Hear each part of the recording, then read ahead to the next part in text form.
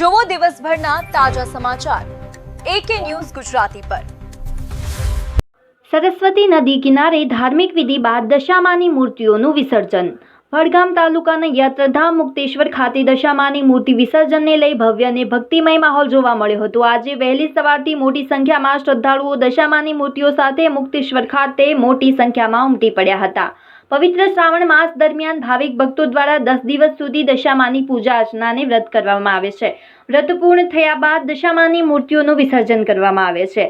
વિસર્જન માટે યાત્રાધામ મુક્તેશ્વર પવિત્ર યાત્રાધામ માનવામાં આવે છે, ત્યારે વિવિધ ગામોમાંથી મોટી સંખ્યામાં ભક્તો દશામાની મૂર્તિઓ લઈને પહોંચ્યા હતા।